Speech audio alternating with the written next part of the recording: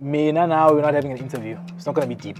It's not that deep. No, okay. It's not that deep. We're having fun. I'm hoping we can have fun. I am very fun. That's what I hear.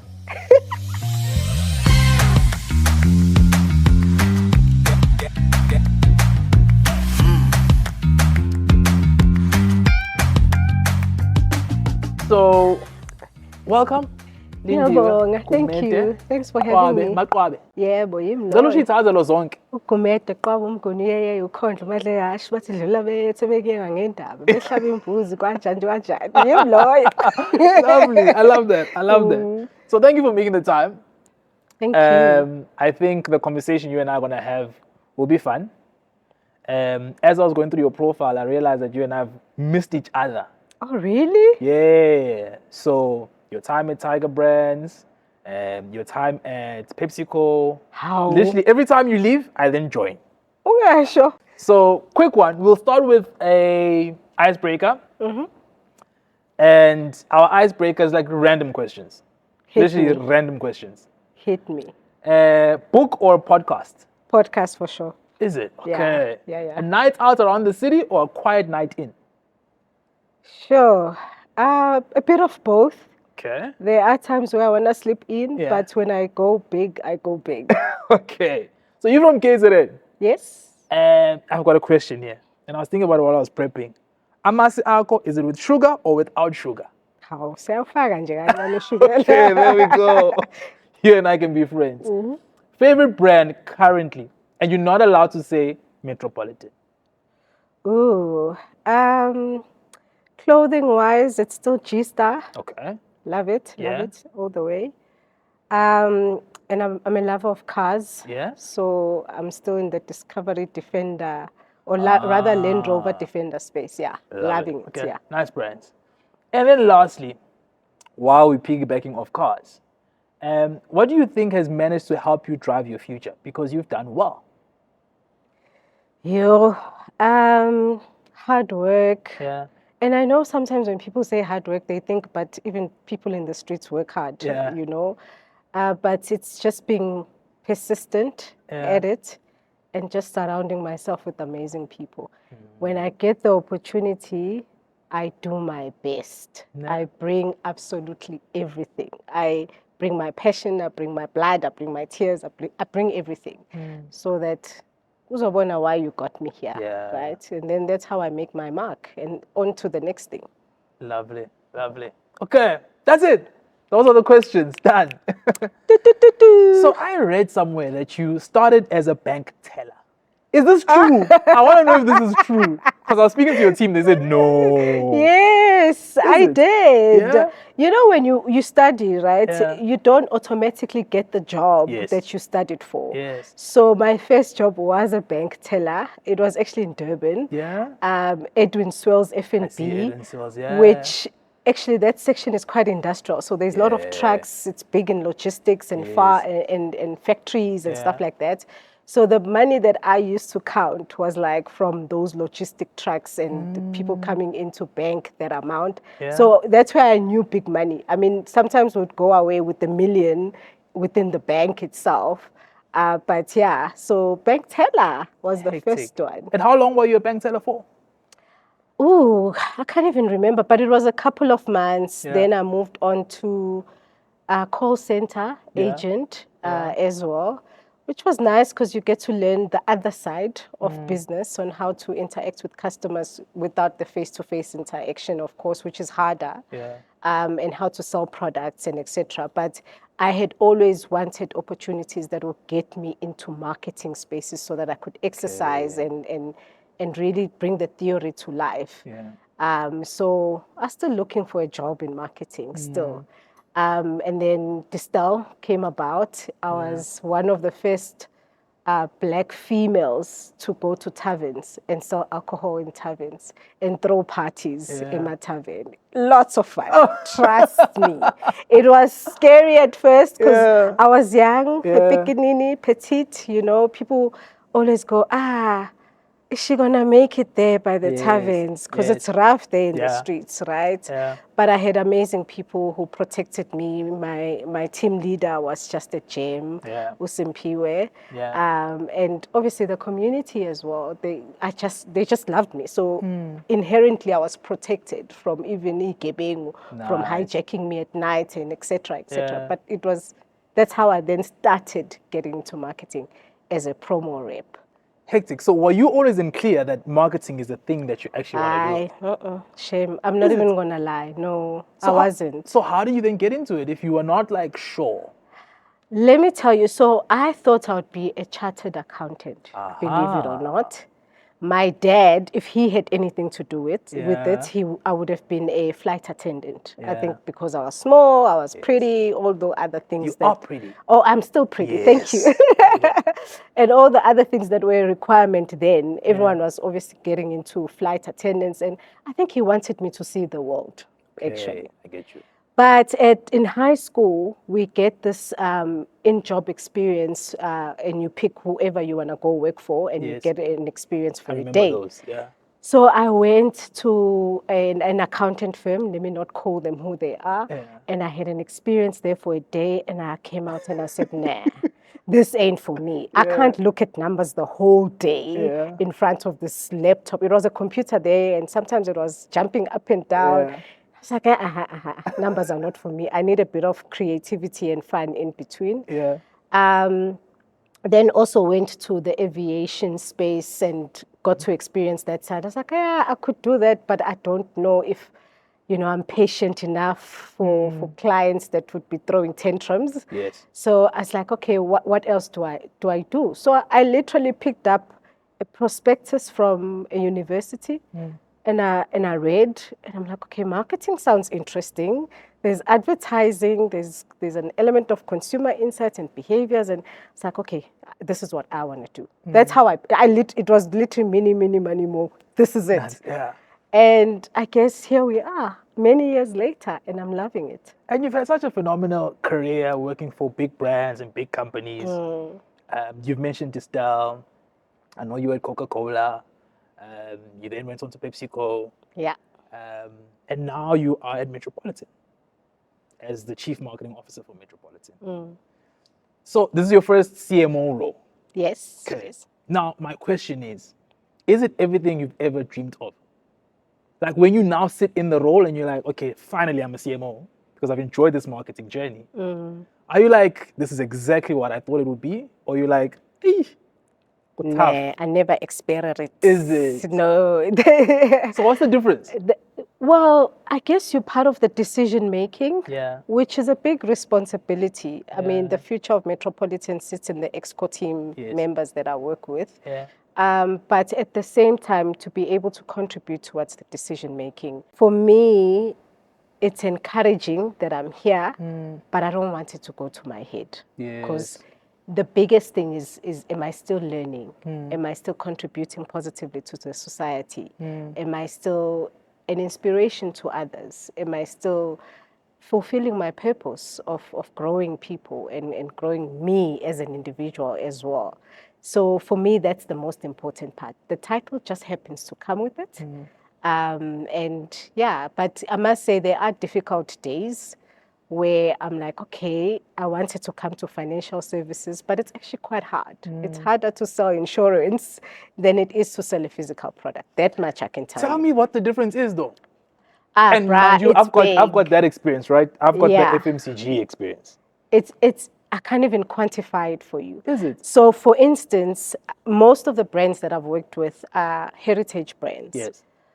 I'm not saying they're easy to sell, but they already have that association, and they're part of occasions that are almost daily occasions. Correct. So if you think of a liquid fruit, you have liquid fruits on the weekend, during the week, when you have breakfast, when you have lunch, it's quite easy. But insurance is almost like a grudge purchase, let's be honest. When people are faced with tough times, the first thing that goes is the debit order for insurance. I think, okay, God will protect me. In the meantime, I will see later if I want that car insurance as an example. it's even more difficult for young people to see the importance of insurance. So why must I start saving for retirement? What if I'm not even around for retirement? Why must I start saving for funeral? Like the people who are left can take care of whatever needs to be taken care when I'm gone. I mean, that's the power of society. We come together, Ubuntu, we contribute, we bury you, and it's fine, right? So it does become a grudge purchase for some people, especially when it's tough times. Like now, we're counting every cent, and insurance is the first thing that goes out of your budget. That's true, and the economy is not great. I just got a text from my bank telling me about the VAT increase. So to your point, reality. Now you have to restructure your life because things have changed. Hard. But now, how do you, as a marketer, then drive creativity in an industry that is like a grudge purchase? Because it's difficult, right? Like, I can be excited thinking about the coffee I'm gonna have, but when I think about creating a wheel, I was on your website, I'm like, yo, a wheel. I look on the other side, there's something about financial planning. On the other side, funeral cover. It's not an exciting industry, if we were to be honest. But you've done well, right? Because seemingly it's topical again. I think I was driving the other day, I saw a billboard. But you know what I mean? Like, it's you almost feel like you're making it fresh again. How do you do that in an industry which is not exciting for the normal consumer like myself? Look, we have to punch above our weight most of the time. And it's simply because we've got limited budgets, let's be honest, very limited. But we have to make them work much harder for us, and we have to find creative solutions and creative ways. The biggest thing for us that when I first joined, I was like, guys, it's hard out there, but what is the one thing that people are going to notice us? So we workshopped changing the tone of voice for the brand, to bring humor to something that's it's quite hard talking about funeral. It's quite hard talking about life cover. But we started injecting a little bit of humor. Simplicity, simplify all these terms. We even have a series on jargon, jargon, because, I mean, I learned of body repatriation. And I was like, what the hell is that? And being from KZN, it makes a lot of sense, because what if I pass away in Johannesburg? How am I going to get home? And I've always said to my family, just cremate me wherever I am, because I couldn't stand the cost of moving my body from from Joburg to KZN, because it's such a big expense. I'm like, give it to my child, give the money to my child rather to survive, you know. But talking about those things, it's quite difficult with our clients, and especially the young client that we're trying to attract into Metropolitan. And how do we then find ways to talk to them in an easy way, which is why simplicity, humor is important, and finding content that keeps them excited. So we're constantly looking online, what are the conversations that are happening, so that we can be relevant and we can be part of today's conversations and not talk about what happened back in the days.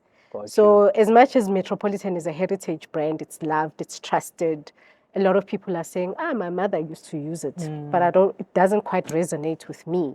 And that's why we want to find the new stories to tell in a new creative way. So now, if you then think in general, what then are and this is your opinion. It's not like it's not the facts or the Bible or whatever it is. But I want to hear your opinion on what actually makes possibly heritage brands thrive in new markets. Where you're thinking about it, and I'm just piggybacking from what you were saying, like, people say this brand used to be used by my parents, it's an old brand, etc. But you almost have to then pivot and be relevant to a different audience. That's a younger audience. What do you think helps in that instance?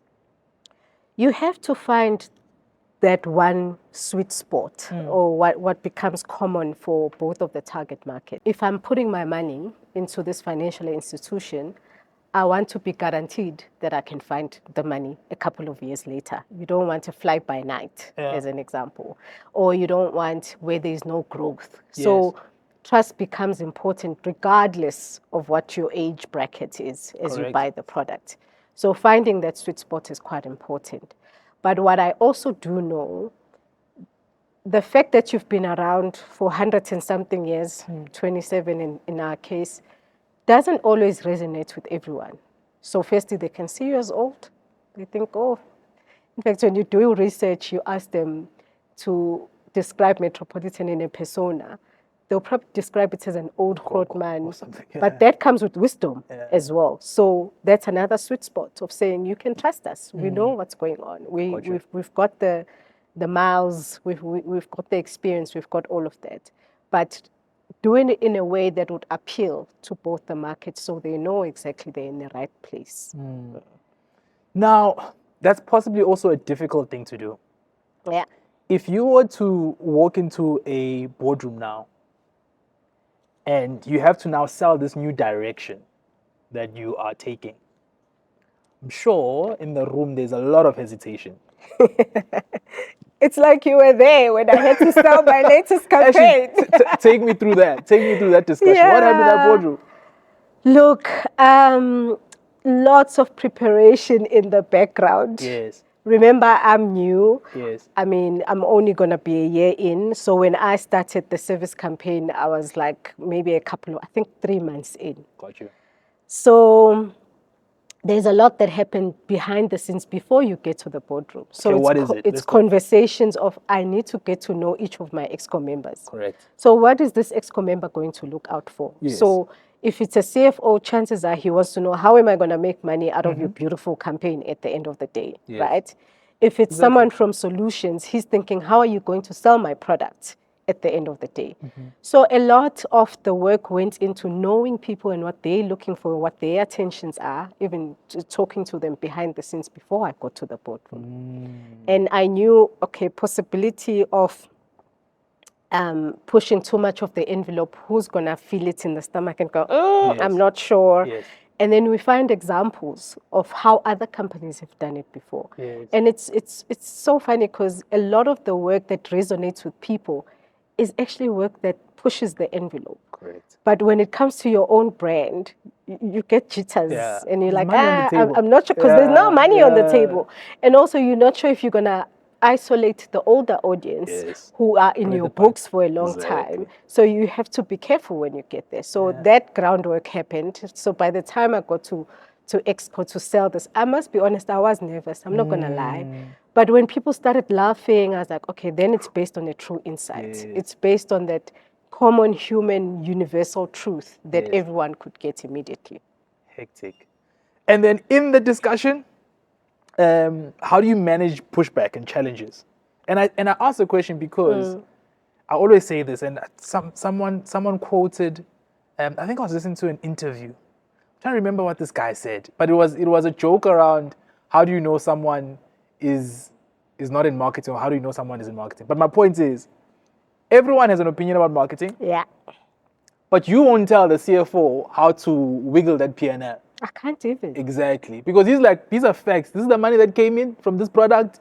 This is the profits. This is what we left with at the end. For you, everyone has an opinion. It's like, Lindiwe, why should we do that? But the last time we didn't do that.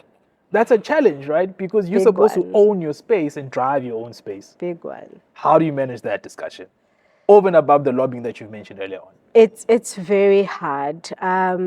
Part of preparations for big campaigns is always having a plan B in the background. One of the areas where was a contention point, if you've seen some of our work for service, we said a service that leaves a current speechless, right? Yeah. So if you're not active on social media, you don't know that currents are a thing, right? It's being an American trend, and everyone who complains about service, we just call them a current. Yes. So using those examples to say, guys, actually this is happening, bringing them to the fore, etc., helps to narrate the story and to navigate those difficult conversations. And then having a plan B to say, how would we respond should any of the people in the market take it negatively?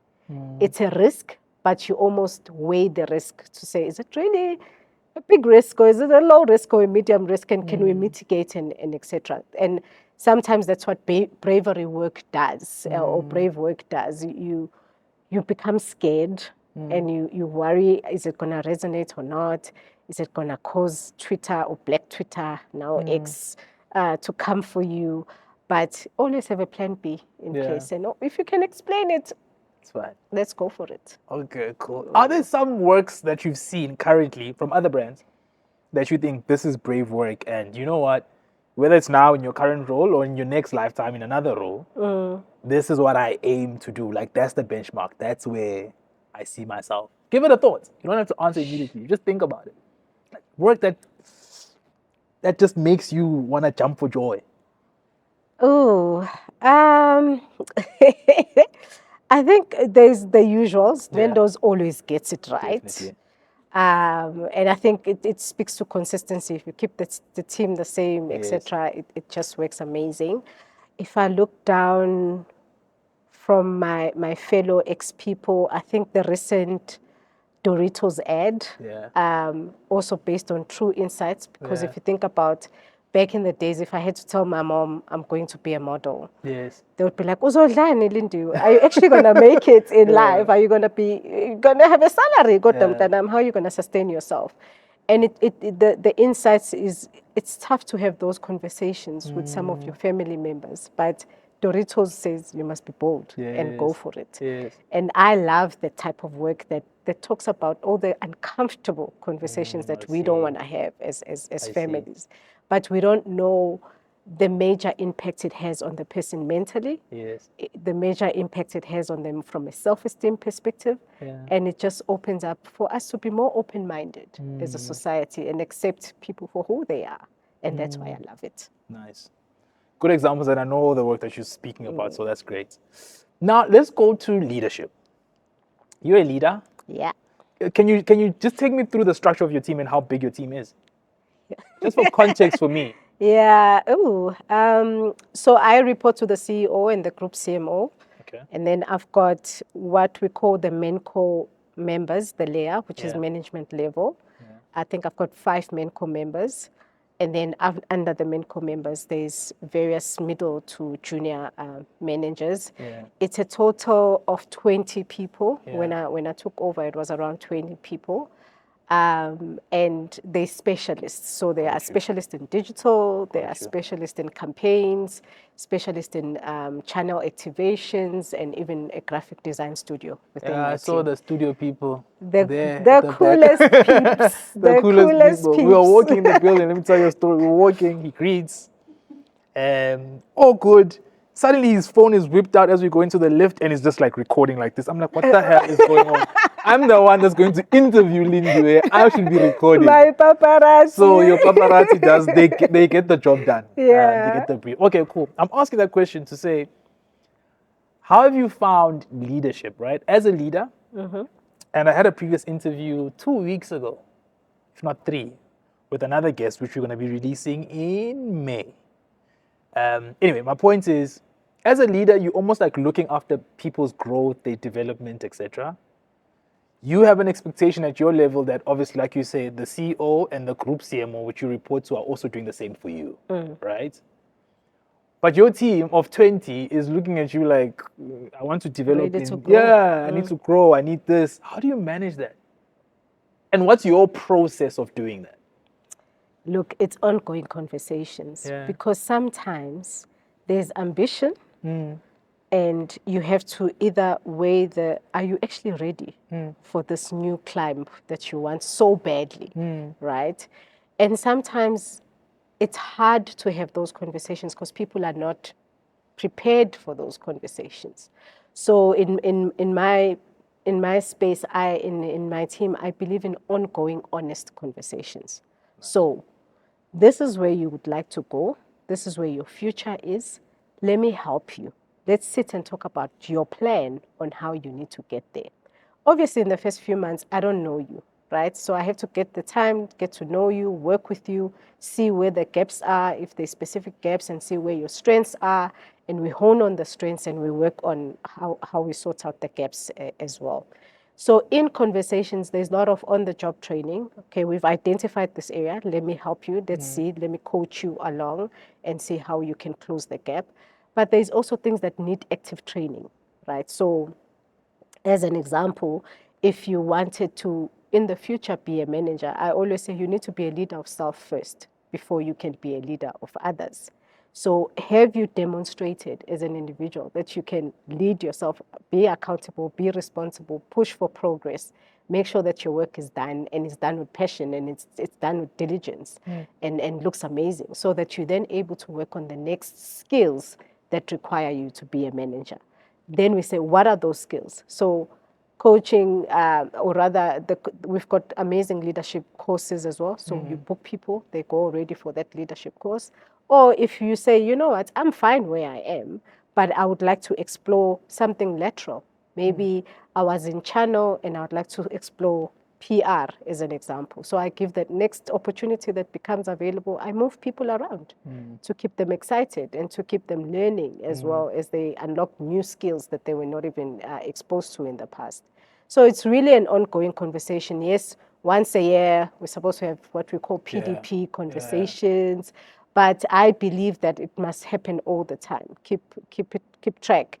And it's so important for marketers to keep abreast of what's happening in the industry. So find moments of learning together as a team. One of the things that we do, we go, okay, where would we like to learn about? Let's talk about what are distinctive assets, because it's words we use very loosely. Yes. Yeah. So we have sessions like M Connect, where we bring outside speakers that come and talk to those specific topics. So we curate the conversations around the learning areas that I, from my team, would need, and then obviously from a mom group perspective as well. So it's one of my passions, because I believe in growth mindset. Yes. And I need to create space for that for my team to be able to learn all the time. I love what you're saying, because that takes care of the team. My question now is, how do you pour into yourself? Chekhov. Because that's critical. It is. As a leader, we need our leaders to pour to themselves. Yeah. Or inwards, rather. What are you doing? Yes, this balancing thing, ne? I think it's a myth, but I try, to be quite honest, because I've got a lot. I'm a single mom. Daughter is almost a teen, so we're in the pre-teen stage. So I try to spend as much time as possible with her. In some instances, when I'm traveling for work, it's a video call here and there, how was school, catch up on the homework, etc. So that's the most important thing. If I've got all these balls up in the air, the one I cannot drop is my daughter's ball. Then the most important area as well is exercise. I struggle during the week, because yes, it's a lot during the week that I have to go through. School drop-offs, it's meetings, it's that. But I try to fit at least once a week somewhere, or rather 3 times a week. So during the week, but weekends are not negotiable. 2 days during the weekend, I must go to the gym. I run now. So in the mornings, I go out and I run. It's just that it's a bit scary right now, because it's not so safe. So you have to almost wait for the amount of people to be out there so you can run with them. But more than anything, mostly on weekends, I rest. Believe it or not, I literally watch whatever is on TV, and I have downtime just to rest. If I'm not with my friends or my family doing something, trust me, you'll find me at home, in my bedroom, sleeping or watching something. Okay, because I asked your team, they're like, no, she's cool, she likes traveling and she rests. And I'm like, but does she really rest? They said, ask her. So I'm going to ask you, do you really rest? I do. When I do find pockets of rest, I do. I mean, I'm very selfish with my time. I do sometimes just disappear from my friends. Bazozo says, we haven't seen you in a long time. I do. But is it ever enough? I mean, do I get enough rest versus the running around that also happens during the week? Maybe you could argue not so much. But I mean, I do take time off as well. So December is non-negotiable. I take time off, go to Kamhlabialingana, and I'm there with the cows. Right? I'm there with the goats. It's very chilled. Not much network, so I'm away from social media most of the time. So perfect way of downtime. I also then, somewhere in the year, for my birthday actually, Yeah. I always travel overseas or Got you. somewhere. So this time around, I went with my daughter Yeah. and enjoyed the whole week off. And I also don't have emails on my phone, no work emails on my phone, so that I could properly shut down. Because if I take work home, then it's not gonna work, no? And you know, it's crazy because the reality of your job is it's so demanding. Excuse me. Looking after the team, looking after the magnitude of the business and the brand that you look after. There's always a question on whether there is balance. And you started the conversation by saying, actually, it's a myth, this thing of balance. I try my best, but I don't necessarily get it done all the time. But it seems like you've also created structures for yourself, like no emails on phone, etc. Don't take work home as much as you can, to at least find some sort of balance, which is commendable. So hopefully you can teach all of us the same thing, because some of us take work home. Yeah, I mean, maybe the other part I didn't mention is the people around you. Oh, Nkosiyam. Yeah. My helper, Jane, I mean, there are times where I'm traveling and I'm not even home, but there's homework that must be taken care of. There is extramural activities that must be taken care of. So just having her already is like a huge load of some of the responsibilities that I have to take care of. My mom, my sister, when I'm traveling for a long time, they always come over to help from KZN. And so that we have stability for my daughter when I'm not around. So, I mean, my friends, sometimes one of my friends, I phone and I say, just pick up the car and drop off my child wherever. She's always willing. She's always like, friend, whatever you need, just call me. I'm here for. So I'm really grateful that I've got that structure, especially being away from home. Yes. And people I can trust and people I can call on, and I appreciate them so much. And you know, it's so incredible to hear that, because it helps understand, or helps me understand, how the people around you, which is what you've just mentioned, can almost alleviate the pressure so that you can show up at work to your fullest potential to some degree. So you've spoken about how you pour into yourself from a personal capacity. Work-wise, what do you do to stimulate yourself to learn more about the industry? Things are changing in marketing. Yeah. Are you like, I don't know, you listen to podcasts around marketing, or you're like, no, actually, I don't like doing that. I like going to school or whatever. Like, how do you keep abreast from a work perspective? Yeah, so I guess keeping abreast with my colleagues, firstly. So wherever I've left, I've made wonderful friends that have remained my friends.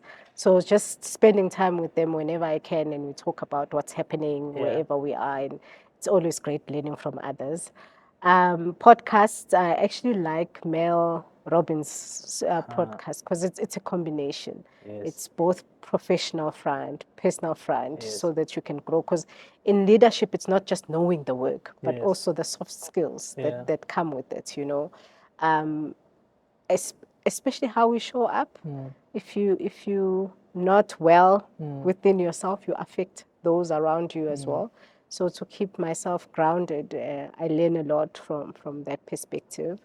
I've tried to watch some seminars and webinars and etc. And again, the time then becomes a factor. Sure. In some instances, I'm able to, after work, just join in on some of the webinars. But when I don't have the time, then I read whatever is current, or I listen to whatever is current at that moment. Yeah. You've mentioned something about soft skills right now, and I wonder, do you think, specifically for you as a female leader, and possibly now it's just as relevant for male leaders, just for leaders in general, how do you balance that, right? Because some people believe, come on guys, soft skills, leave that. Like, here we're at work, we've got numbers we need to chase. Yes, I'll pretend that I care about you, but remember, this needs to be delivered. And some find that they thrive under the soft skills leadership, and the teams also thrive when you've got the same, if not similar, approach. Have you found something similar for yourself? No. No, because there is no perfect method. Sometimes you have to dial up the work part, the let's go, and sometimes you have to dial up the soft skills. So it's being able to manage the two together, because at the end of the day, the results are just as important. So if we're not able to drive delivery, if we're not able to drive the work and the progress forward and focus on the real meaty stuff that's related to delivery, you won't be able to. The soft skills just help you with the how you do it. Because if you also have grumpy delivers, your grumpy team will deliver, but then they're not so happy with you. Got you. So it's a balancing act. I don't think there's a perfect combination. Sometimes you dial one up and you tone the other one down, or you mix it up as you go. Got you. Now, we spoke earlier on about the different companies you've worked for and the different brands you've worked for. If you look at your career journey, would you say, or what would you say is possibly your best work to date? Man, I think I'm biased. Go for it. I'm biased on this one simply because it's my first love. The work I did on Hunters, specifically the campaign that was called Global Warming, Your China's Chinas and My China's Chinas. Oh, you did that? I did that. Nice. And it went on to winning awards as well. Lovely. And also I started refresher sessions on Hunters. I remember the one was actually here in Johannesburg, where we had 3 stages. This whole thing about music festivals now and having 3 stages, they think it's a new thing. 2006-07, I was in it. I was all over it already. So just what we now call experiences. I was already doing experiences back then. Whether it was chartering a whole boat, I remember what's this? Is it MCS or MSC? MSC. The cruising people. They're about to retire the Symphonia, one of their boats. And we said, let's just charter the whole thing. And we ran a competition. Do you want a cabin for you and your China's Chinas? Yes, and your I remember China's that. Chinas? Come through. So now there's a lot of cruises, as if we've been having it. We've been having it. So I think because it was my first official brand in marketing, that's why I'm saying I'm a bit skewed to it. Some of the proudest innovations there was Hunter's Export, actually. I remember Export, because the beer market was coming for us, and what we realized is the people that were drinking ciders were young people the palate, most when you're young, you want a sweetish thing, so you progress. So it was Hunter's Gold, that's sweet, you progress with Hunter's Dry, but we needed something that progresses people even more, because we were losing a lot of our consumers to beer. So that's how Hunter's Export came about. It's less it's extra matured. It was borrowing cues from beer, beautiful black and gold packaging, even the color of the liquid. I think we also borrowed a bit from whiskey. Was quite dark, more mature taste, and look and feel at the end of the day. Congrats on the Hunters work. Thank you. I didn't know. Even I didn't know. Because when I got sent your profile, I didn't know you're part of the Hunters work, which is phenomenal. And I think take the time to appreciate the work that you've done and share openly. That's all I was saying. That's all I was saying. I know. I'm learning to share more openly without feeling like I'm boasting. But yeah, it is one of my very proud moments in marketing. Because I do think as marketers, we spend so much time creating brands, building businesses, trying to drive growth, and we don't take the time to reflect on our contribution on those brands and the growth. And say that actually, when I was working on this brand and it grew 11%, I had a hand in it growing 11% because of whatever the idea was or the innovation, etc. We're not good at marketing ourselves. Yes, funny enough. Right? You think marketers know how to market themselves, but they create other products and brands. It should be very But when it's time for ourselves, we don't do a great job. Maybe we just don't like the spotlight. Possibly.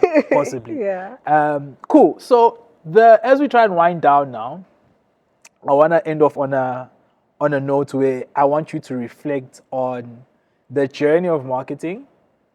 And one of the reasons why we always started the podcast was, one, because of where marketing was, at least when I started 4 or 5 years ago. And we started this during COVID, by the way. Yeah, and we started with audio only. It was Zoom chats first. And we'd release the audio version only. And then things opened up, and then we started having video now. Nice. So one of the reasons was because marketing was not rated, CMOs didn't last in roles, and I believed at the time, and I still do, about the contribution that marketing actually has in the boardroom. Yeah. Metropolitan is heavily reliant on whoever takes a policy, etc., etc. Yes, there might be products, people that deal with that, but marketing needs to make that thing relevant. Yes. It needs to convert. That drives the growth, and that grows the business, and shareholders are happy. What do you think is possibly the misconception that you want to dispel around marketing? Because you've got a career where you've seen a lot of things. Yeah. And people have a lot of opinions about what we do. Yeah. What is the one thing you would say to either a CEO, CFO, someone maybe coming up who also doesn't rate marketing, who's in mid-level management, and you're like, actually, this is what marketing is about, and this is what we do? I will coin, or rather use the phrase Yeah. that was coined by my team. Yeah. We're not just pretty pictures. Yeah. Because people just see the end goal Yes. or the end product, Yeah. which is beautiful, creative, and beautiful ads and etc. But there's quite a lot that goes into it behind the scenes. Just firstly, from researching what are the insights, what's the human truth, what's the one thing that you're going for. And I think also, because you read up on marketing and people are like, it's the 4 C's, I think I know promotion, etc. But integrating that is even harder. Because to get a common thread and make sure that whatever you've promised during your advert is actually experienced from a service perspective, the product delivers the quality that it's supposed to deliver. And you're able to find it when you go in store. So the place part of promo. And the fact that when you look at the price, you see the value in that price. So it's the integration of all these elements that it must make sense. But people think it's just pretty pictures. And how we design even some of the posters, there's a science behind it. There's an art behind it. There's actually almost a psychological aspect of it. Because when you put up, I mean, the poster, we now use AI to even check where does your eye go? What is the first thing that you see? And so that you know what are the key elements that must stand out in that poster. Or what do I need to take away? Because if it's too many layers, people don't want to read lately. Our attention span is, I mean, with social media, it's even worse. You need to get my attention in the first 5 seconds. Otherwise, I'm not even seeing it. So there is an art and there's a science, and the use of data, the use of numbers, the use of insights makes the work even that much better.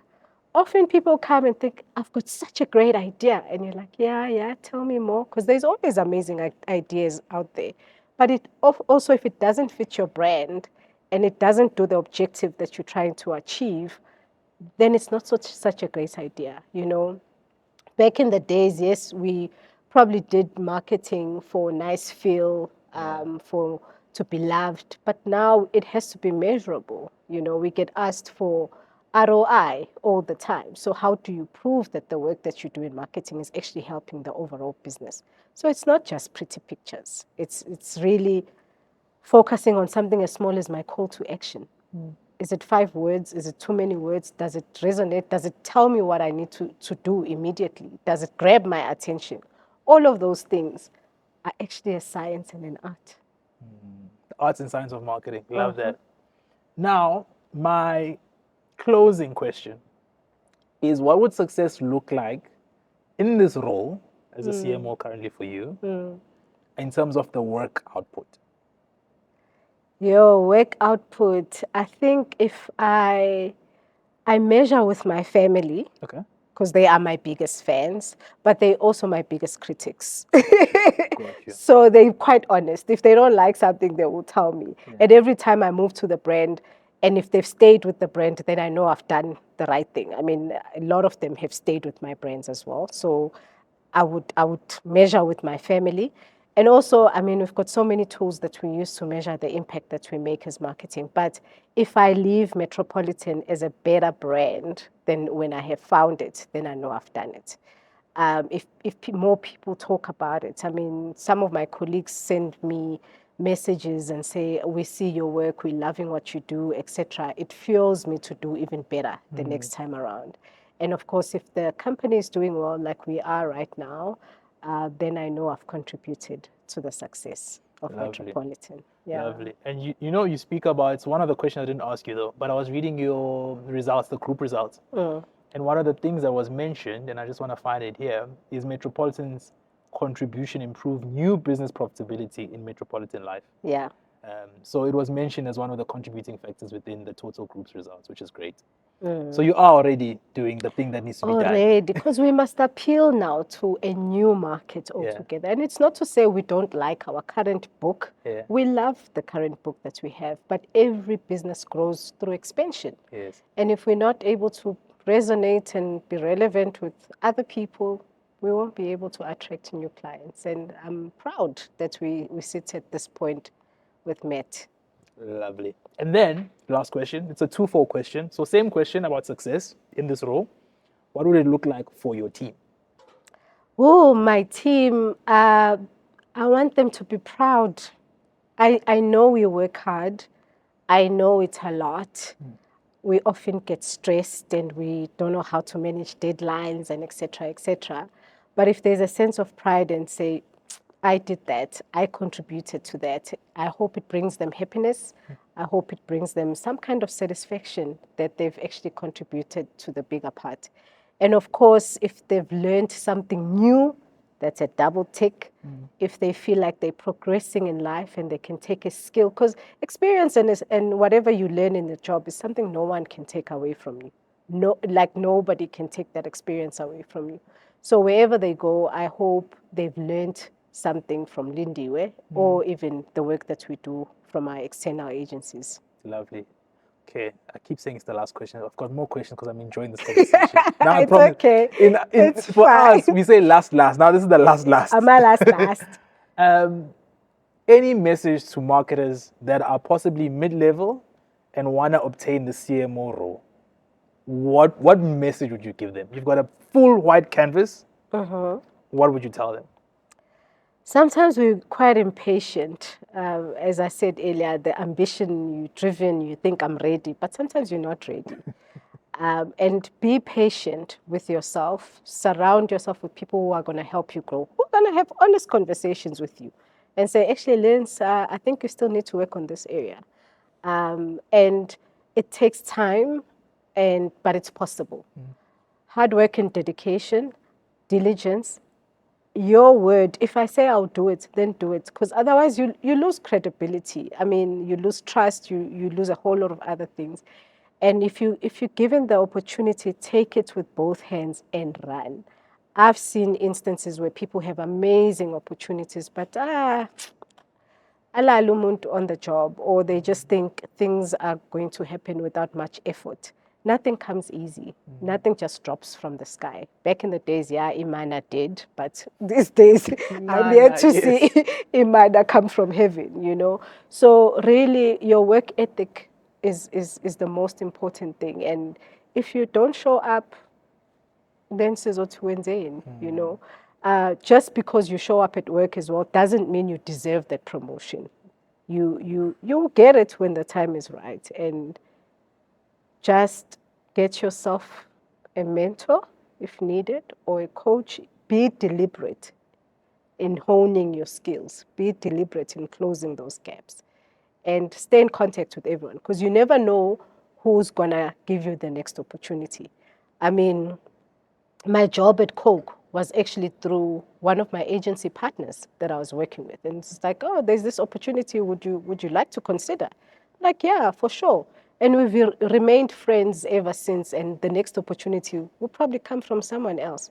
So treat people with respect, with love, and as your equals or even your bosses if needed, with much respect, because you never know where your next job will come from.